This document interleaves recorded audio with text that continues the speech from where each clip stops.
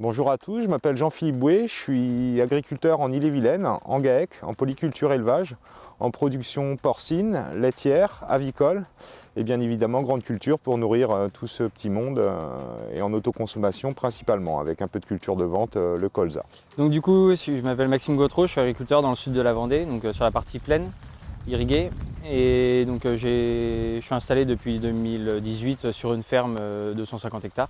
Donc je suis plutôt orienté sur la partie semences que sur la partie grande culture. Alors bonjour, je m'appelle Emmanuel Sago, je suis agriculteur depuis 2017 sur la commune de Auzay. Donc j'exploite 200 hectares avec une petite partie animale et une grosse partie culture, production maïs, maïs semences, blé semences et plein d'autres cultures sur l'exploitation.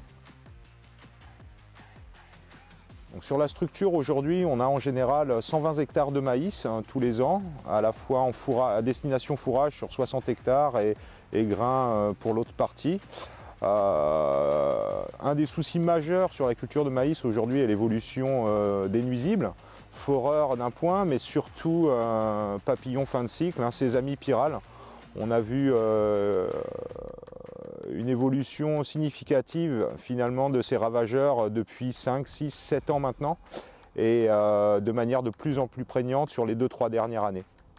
Alors aujourd'hui, pour faire face à ces ravageurs, plusieurs possibilités s'offrent à nous, que ce soit l'agronomie, le travail du sol, mais bien évidemment aussi des solutions phytosanitaires. Il est difficile à l'échelle de ma structure de mettre tous les moyens en œuvre au niveau agronomique. On sait que les broyages des résidus sont un facteur favorable pour la destruction pour les années futures. Aujourd'hui, mes techniques d'implantation ne me permettent pas à chaque fois, et la surface et le temps, de mettre en œuvre ces techniques. Aujourd'hui, finalement, j'utilise beaucoup les alertes qui sont faites au niveau des vols de ces ravageurs, pyrale et sésamie, qui pour moi sont les plus nuisibles aujourd'hui sur la structure. Et en fonction de ces alertes, je déclenche aujourd'hui mes interventions. Donc l'évolution foreur ici, moi depuis 2017, j'ai suivi un petit peu ça. En 2017, l'année de mon installation, j'ai fait une impasse croyant économiser un petit peu d'argent et finalement ça s'est ressenti sur le rendement. Les maïs étaient totalement pourris de sésamie et de pyrale. J'avais pas de cassé mais beaucoup d'épis atteints. Donc je m'étais dit plus jamais d'impasse. Il y a une évolution constante. On voit sur le BSV, il y a des alertes. Étant producteur de maïs semences, il y a aussi un suivi assez important pour éviter d'avoir des problèmes de qualité de grains. Du coup, quand le maïs est à traiter, je fais un traitement, une intervention sur le maïs grain par la même occasion.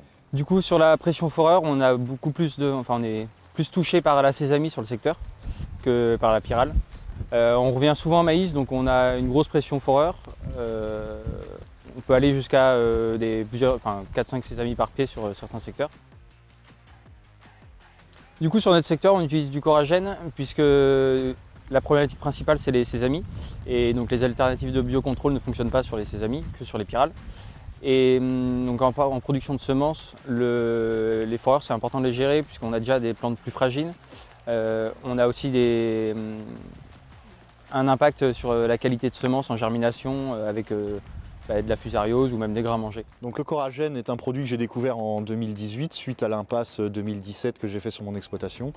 Les résultats se sont pas fait attendre, la qualité était au rendez-vous. Produit donc à utiliser en fonction des vols, donc c'est pas toujours le même stade sur le maïs, donc bien sûr le stade maximum reste la limite passage tracteur. Produit simple à utiliser à petite quantité, pas de manipulation énorme de produits et sélectivité intéressante sur les auxiliaires qui m'a semblé intéressante et en termes de coût hectare est plutôt très très correct et maintenant je n'en passe plus. Donc aujourd'hui, j'utilise de manière systématique le coragène dans mes cultures pour lutter contre la pyrale et la sésamie.